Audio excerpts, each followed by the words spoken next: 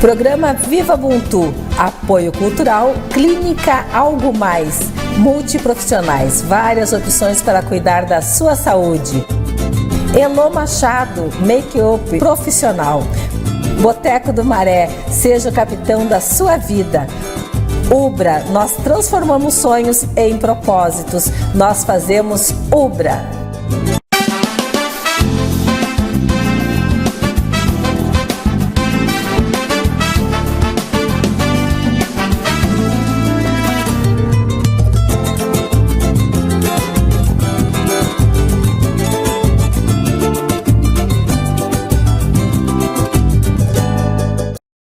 Programa Viva Ubuntu, um programa lindo da TV Santa Maria que a gente faz para você, com muito amor, com muito carinho, com muita dedicação, para que você conheça a nossa comunidade negra. Afinal de contas, aqui em Santa Maria, onde estamos? Onde está essa população? O que faz? Onde trabalha? Como contribui para que Santa Maria seja Santa Maria de todos e todas e todes nós?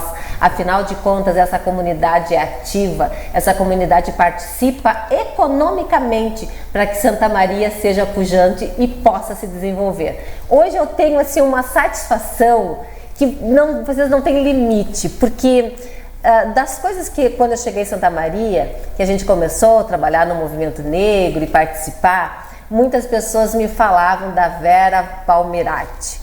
E daí falava. E o começo, quem é que começou o movimento, quem é que aglutinava as pessoas, quem é que trazia conscientização, e era a Vera. E muitas vezes, Deborah, tu precisa conhecer a Vera. E hoje a gente vai conversar com essa lenda, com essa pessoa incrível, recomendadíssima. Não foi Vera. Muito, e até desculpa por causa que eu chamo de Vera de tão próxima que eu me pareço de ser. Pode chamar. Né? Pode chamar. E essa, a importância que tu tens para nós negros em Santa Maria. Muitas pessoas dizem, não, porque eu comecei a participar com a professora Vera, foi a professora Vera que me convidou, foi a professora Vera que me chamou, não, isso aqui, aí dizia assim, não, o início foi com fulano, não, fulano começou com a Vera, então assim, ó, tudo começou, a ideia, Vera, de você ser a grande articuladora. Então, se nós aqui em Santa Maria, hoje nós temos esse programa, se a gente tem cotas na Universidade Federal de Santa Maria, se a gente tem pessoas aqui em Santa Maria negras conscientes do seu papel e da sua importância, muito se deve ao teu trabalho. Muito obrigada mesmo pelo trabalho, pelo teu envolvimento e por hoje estar aqui conosco, que hoje nós vamos ter aula.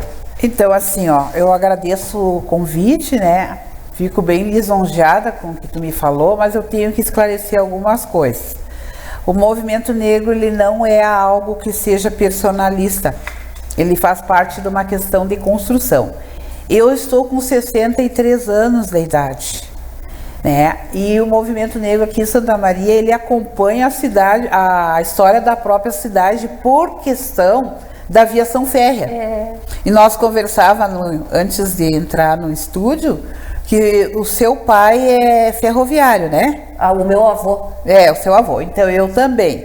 Eu sou neta e sou filha de ferroviário. O que tem isso a ver com a questão do movimento negro? Quase tudo. Por quê? Porque a grande articulação do movimento negro em Santa Maria, ele começa lá quando a ferrovia se estabelece em Santa Maria e existem muitos ferroviários negros. E naquela época, os negros não dançavam, não tinham festa junto com os brancos. Essa gurizada de 20 e poucos anos vai rir do que eu estou dizendo, mas vão pesquisar e vocês vão ver. Havia o clube para os negros e o clube para os brancos. O que acontecia com o clube dos negros? Era o ponto de reunião do movimento negro. Por quê? Porque o negro, ele, como eu já falei em vários lugares que eu fui, a história do Brasil se confunde com a história de luta do povo negro, desde que nascemos. Então, aonde estiver uma pessoa da etnia negra com consciência, aonde ela estiver, no governo, exercendo um cargo público, ou sendo uma empresária, ou sendo uma professora, se ela tem consciência, ela vai estar falando dessa questão e ela vai estar se posicionando como negra. Então, a questão do Movimento Negro Santa Maria, ele se faz presente desde lá, quando surgiram os clubes. O Clube 13 de Maio, que hoje é o Museu 13 de Maio, o Clube União Familiar. Ali se fazia movimento negro, não ia lá só para dançar. Se faziam as festas da comunidade negra, os ferroviários conversavam sobre política e tudo acontecia ali. Então, claro que eu faço parte. Eu sou neta de lá, né?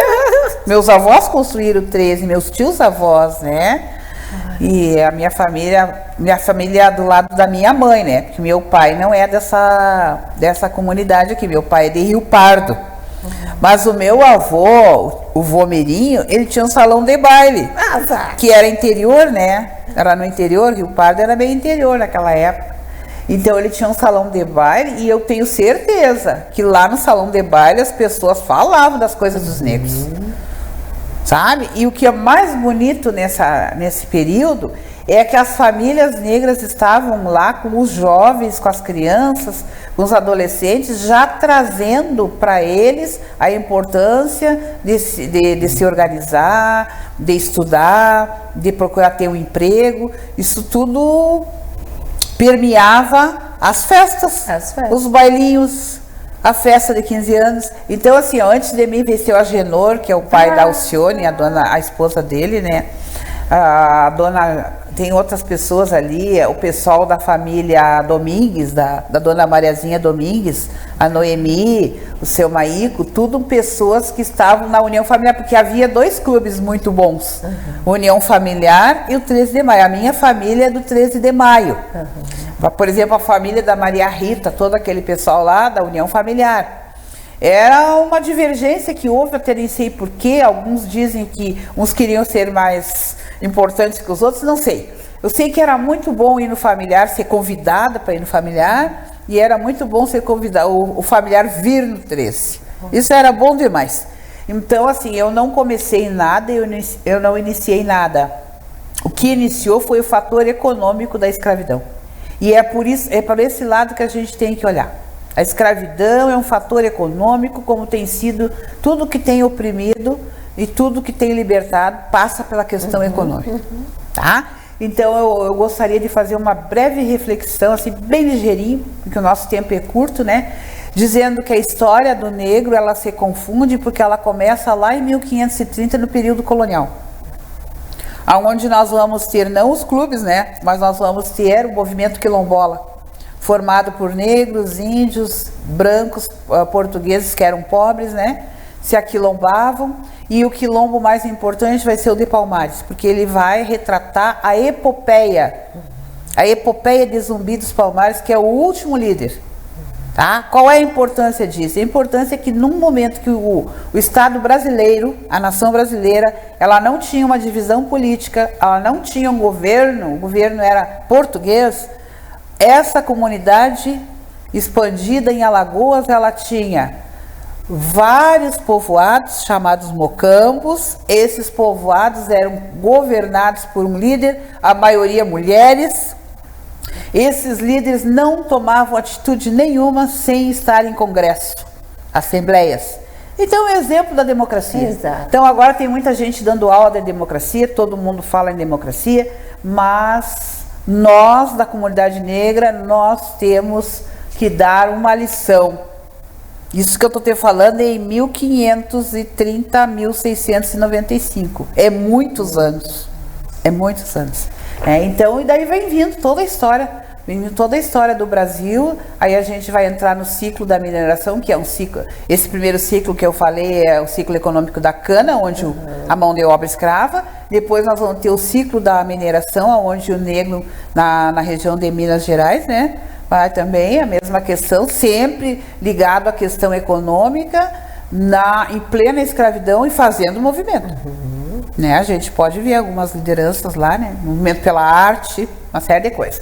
Desse período ali, então, depois a gente vai destacar alguma coisa que acontece no período imperial. que são os clubes abolicionistas e clubes literários que deram origem ao 13 de maio. Claro. União Familiar, de lá que o pessoal copiou.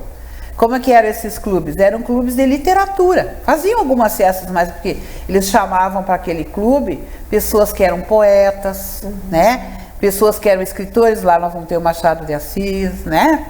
Nesse período aí nós vamos ter o José de Alencar, que eram mulatos. A gente vai ver a biografia, eles eram mulatos. Como é que esse povo estudou? Como é que esse povo era livre, né? Uma questão histórica que eu deixo em aberto para o pessoal ler. Por que eles estudaram, aonde que estudaram e como chegaram ali. E todos eles já com ideias iluministas de abolição da escravatura e logo após República, né? Então o que que acontece? Esse período é um período, num lado, de pessoas da classe média alta e um outro lado de pessoas ligadas ao operariado e à escravidão. E aí nós vamos ter uma coisa que eu acho muito importante na luta negra, que são as compras das cartas de alforria.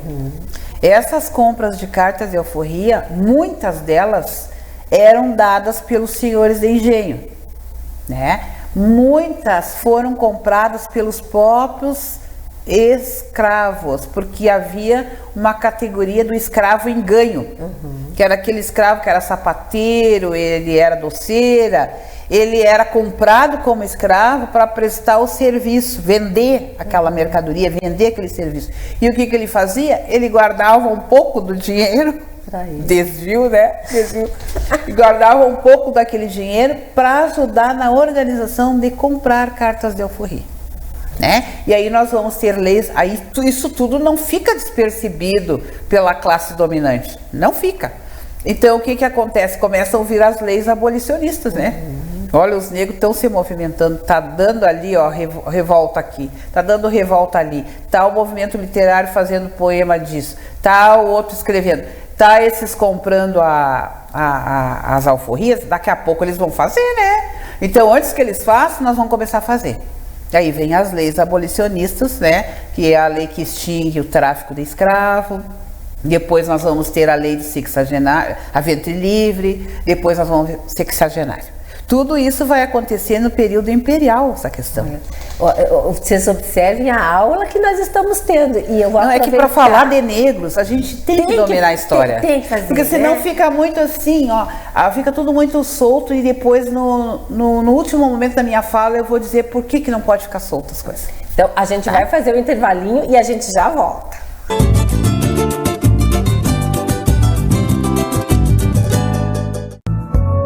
Junto virou uma expressão comum e estar junto de verdade é olhar o próximo com empatia, de forma solidária e acolhedora. Seja voluntário do CVV e esteja junto de quem precisa conversar. Os voluntários do Centro de Valorização da Vida oferecem apoio emocional gratuitamente por telefone, chat e e-mail. Inscreva-se em cvv.org.br/voluntário. A cada dia, cerca de 7.000 bebês morrem no mundo por causas evitáveis. Um dos principais motivos é a falta de acesso à água potável. Suas vidas estão em risco por doenças causadas pelo consumo de água suja, como a diarreia e a desnutrição. Malária e doenças de pele também ameaçam a vida das crianças sem acesso à água limpa. Nenhum bebê deveria morrer por falta de água potável. Com a sua ajuda, podemos salvar milhares de vidas com uma solução muito simples. Estas pastilhas purificam a água de forma fácil e ajudam a prevenir doenças. Em poucos minutos, cada pastilha transforma 5 litros de água suja em água potável. Ela está pronta para ser usada para beber, preparar alimentos e garantir a higiene das famílias com segurança. Toda criança merece a chance de crescer saudável. Doe agora e ajude o Unicef a entregar esta simples solução que permite salvar a vida de milhares de crianças. Acesse doeunicef.org.br ou ligue para 0800 545 1133. Com apenas R$1 por dia, podemos entregar pastilhas para 35 crianças e suas famílias a cada mês. Graças a pessoas como você, levamos água potável a quase 70 milhões de pessoas ao redor do mundo. Por favor, dê um passo simples. Seja doador do UNICEF e ajude-nos a seguir salvando vidas. Estamos em uma corrida contra o tempo. As crianças não podem mais esperar. Doe agora. Acesse doeunicef.org.br ou ligue para 0800 545 1133. Para salvar uma vida, basta um passo. Obrigado. Qualquer nacionalidade, qualquer raça, qualquer religião, qualquer convicção política. Qualquer um de nós pode precisar da ajuda de Médicos Sem Fronteiras, uma organização humanitária internacional que leva cuidados médicos em situações de emergência, independente de poderes políticos e econômicos, sem discriminar, sem escolher lados. Médicos Sem Fronteiras, quando a vida mais precisa de cuidados.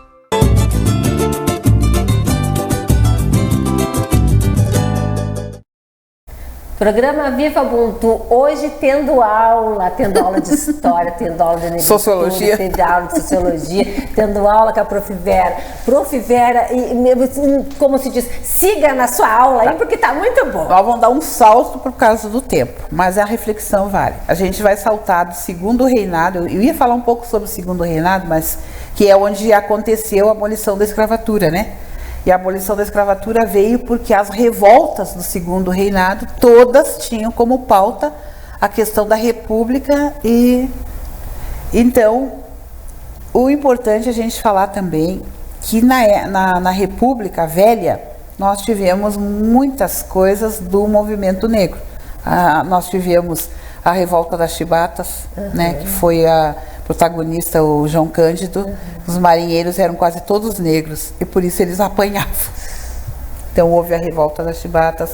Nós temos que ressaltar a Frente Negra, está bem assim, ó, um vácuo bem grande. Os professores de história, meus colegas, me perdoem. Está um vácuo enorme, mas é que o nosso tempo é curto. Nós temos que ressaltar também no período Vargas a formação da Frente Negra Brasileira. Foi um grupo de negros que criou dentro do Partido Trabalhista um recorte para que o negro tivesse uma participação política. Isso é muito importante também nas nossas lutas. Os anos 70 vão ser marcados pela criação do MNU. E o MNU vai trazer a pauta bem específica do que é a nossa luta. A primeira coisa é a questão de discutir o 13 de maio, né, a cidadania do povo negro. Reestruturar o 20 de novembro, e aí tem a figura do Oliveira Silveira, né? É o criador do 20, e nós vamos ter a pauta das datas comemorativas e todas elas para fazer a reflexão, né? E é aí que a gente entra. Na nossa adolescência a gente começa a conhecer a questão do negro a partir das pautas do MNU, que falam sobre a mulher, falam sobre a educação, falam sobre essas datas, releem essas datas, né? E aí que a gente vai ver. A década de 80 vai ser a década assim, ó, muito preciosa, porque é quando nós vamos comemorar o centenário da abolição. E aí que eu entro. Tu viu? Teve tudo isso aí, ó, teve 500 anos para mim entrar e outras pessoas entrarem. Porque a gente entra na área da educação. Porque ao comemorar o centenário, se quer começar o resgate. E o caminho que se aponta através dos agentes de pastoral negra, a Igreja Católica tem um papel nisso, a gente entra a partir da pastoral do negro com a pauta do projeto da educação do negro. Resgatar a cultura, resgatar a história, tornar um currículo multicultural, tudo a partir da pastoral. Aí que eu começo com a minha família, com as minhas colegas, com as minhas amigas a participar, né, e a conhecer e me colocar a serviço. Né? E aí nós vamos passar para o século XXI, que tem uma coisa muito importante no século XXI, que é os artistas negros, né, conscientes, os políticos, né, e a comunidade em geral, que vai forjar o marketing. Né? Até então a gente não tinha protagonista em novela negra, nenhuma mulher negra, nenhum homem negro que era o protagonista, a não ser que fosse para fazer o papel subalterno da cozinheira ou do motorista ou até daquele que é fora da lei, né?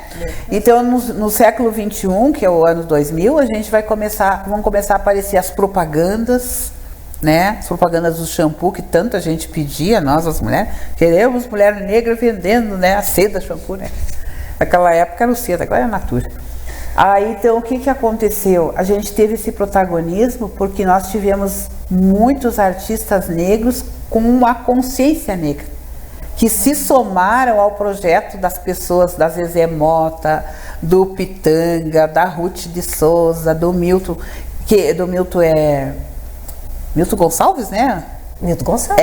Esse povo sempre trabalhou. Imagina que esse povo sofreu, porque eles não tinham adesão de toda a comunidade, porque eles eram artistas. E eles não tinham adesão dos artistas porque eles estavam falando o assunto que é na contramão, né? E aí no século XXI a gente vê então os artistas negros ocupando o protagonismo na TV Globo. Né? Na TV Globo. E outras TV também, né? A gente vê nas revistas, né? E a ascensão também das pessoas que conseguem se eleger como parlamentar nas câmaras de vereadores, na Câmara de Deputado Estadual, Federal. E agora a gente, com alegria, né, Débora, a gente, né, contempla a inauguração da bancada, né, da nossa comunidade. E aí eu quero chamar fazer um recorte. Nós precisamos investir muito em educação. Porque política também é educação. A política, do jeito que ela está sendo feita, ela está demonstrando o quê? Que as pessoas não conhecem política, as pessoas se servem de política, são clientes, e é cliente que vota e é cliente que é votado. E nós precisamos trabalhar isso, porque se a gente olhar para qualquer bancada ruralista, qualquer bancada, ela vai trabalhar a pauta da sua comunidade e ela vai entregar o resultado. E aí o que acontece com a comunidade negra? Se a gente não está bem organizado, a gente não conhece, a gente não vai conseguir que os nossos parlamentares entreguem o resultado. E aí não adianta a gente falar, eu elegi o fulano, não fez nada pelo negro. E eu? Exato. E a minha comunidade, o que a minha comunidade tem trabalhado? Como ela tem se reunido? Ela é cliente ou ela é participante? Porque as pessoas se tornam clientes, tá? Eu tive um exemplo tão gostoso assim, que a Reginete Bispo, que é uma deputada federal, ela faz parte da minha primeira fase, lá em 80, conheci a Reginete. Veio em Santa Maria, me encontrei várias vezes com ela em Porto Alegre, nem sabia que ela ia ser deputada. Daqui a pouco ela aparece como deputada. E aí uma colega minha disse para mim assim, ela quer que todas as pessoas que conhecem ela adicione ela no Facebook. Eu disse, mas que capaz que ela vai querer que adicione? Ela tem assessora, a assessora nem sabe que eu existo. Pois não é que eu adicionei. E que eu tenho toda a vida da Reginete, todo o trabalho dela, todo dia. Tudo que ela faz, ela passa. Então eu penso assim, se amanhã ou depois a gente tiver que sentar com ela aqui em Santa Maria para fazer alguma coisa, vai ser tranquilo. Não vai ser uma conversa de cliente da parte dela, nem nossa. De fato. Entendeu? Por quê? Porque ela conhece, ela sabe a comunidade que tem aqui, ela sabe as demandas, sabia do passado, agora é só atualizar, porque não muda. A história não muda. Tinha gente que me dizia, mas quando é que vai mudar essa história do negro? Nunca. Nunca, porque nós fazemos parte de uma dinâmica, como eu falei, uma dinâmica econômica. Nós fomos moeda. Exato. E nós temos que deixar de ser moeda. E isso não vai ser da noite para o dia. Né? Olha o panorama que a gente está vivendo, né? Então a gente precisa o quê? A gente não vai resolver tudo? Não. Mas a gente precisa entregar, o mínimo, algum resultado que dê dignidade para as pessoas, que garanta a cidadania das pessoas através das políticas públicas, né? Que as políticas públicas não sejam clientelistas. Então, essas coisas aí que a gente tem que trabalhar com o nosso parlamentar, porque foi para isso que a gente elegeu, né? Tanto na vereança, como deputado estadual, como deputado federal. Eu encontrei uma pessoa, não posso dizer porque eu sou suspeita, né? E aí eu cobrei da pessoa assim, quero a bancada da comunidade negra atuando. Mas não é culpa nossa, porque... Não. Tem uns que a gente conhece a pauta na vereança, tem outros que a gente nem sabe o que faz. E aí entram umas coisas que são nossas da comunidade negra e que a gente tinha que trabalhar melhor a educação do próprio negro. Nós temos que ter esse momento que eu sinto muita forma que está, Débora, que nos anos 90 a gente tinha esse processo de formação. Tudo isso que eu estou te falando, eu não sou professora de história, eu sou pedagoga. Onde é que eu aprendi isso? No processo de formação. Naqueles encontros que a gente tinha de final de semana, que a gente trazia um palestrante e a gente fazia nossas comidas, nossas danças, nossas músicas, e ao mesmo tempo a gente estava interagindo, estava estudando, estava aprendendo, entendeu? Porque tem que se preparar. Não basta acessar, tem que estar preparado. Porque senão nós podemos fazer o papel contrário. Em vez da gente resolver, a gente complica. Verdade. Ai, mas Vera, assim, ó, esse papel das formações, talvez o nosso racismo estrutural tenha trabalhado Nos tão tirou, bem, né? que desarticulou. Nos tirou essa oportunidade, né? Mas a gente tem muita coisa que pode fazer assim, ó. E eu fico muito esperançosa nas professoras negras que estão, né? Porque elas podem puxar isso aí, ó. Sempre a gente, quando a gente estava no trabalho, nunca trabalhei sozinha, né? Sempre tinha grupo. Então, tinha várias pessoas, a Sara, a Maria Rita, a Maria Graça, tinha outras meninas ali, a Isabel, que faleceu. Tinha um monte de gente que estava sempre articulada, né? Da nossa ala antiga. E a gente, o que fazia? A gente participava dessas formações aí. Aonde tinha evento, a gente estava lá, sabe? A gente não fazia um evento só das professoras. A gente procurava contemplar, olha, e sabe, a gente convida o pessoal que essa palestra que o professor tal, que veio de tal universidade vai fazer, ela serve para todo o movimento. Não se fazia coisas a portas fechadas. Então nós temos que nos educar também nessa parte, sabe? Então eu acho que muita coisa poderia estar melhor se o processo de formação de negro enquanto negro, não negro professor, negro advogado, negro da área, não é isso. É formação como pessoa, como cidadão, entendendo o que se passa na nossa história. De cada família se passa a história do Brasil. Meu Deus, nós vamos ter que marcar um outro encontro. Tem mais gente para te convidar. Eu te dou uma lista de gente que vai aprofundar isso aqui, que daí, olha, vamos aprofundar. Tem que aprofundar, né? Eu só falei porque eu precisava, assim, eu nunca falo de mim, sabe? Eu como profissional, sabe? Eu tive a oportunidade de terminar um curso superior na Federal, porque eu amava a Federal, mas não pude estudar lá por causa de uma questão de ser negra. Eu fiz o curso normal, fui licionar. A Federal só dava pedagogia de dia. Eu precisava fazer pedagogia à noite. Então, por isso, eu e muitas, né, nos formamos nas faculdades particulares. Por causa disso.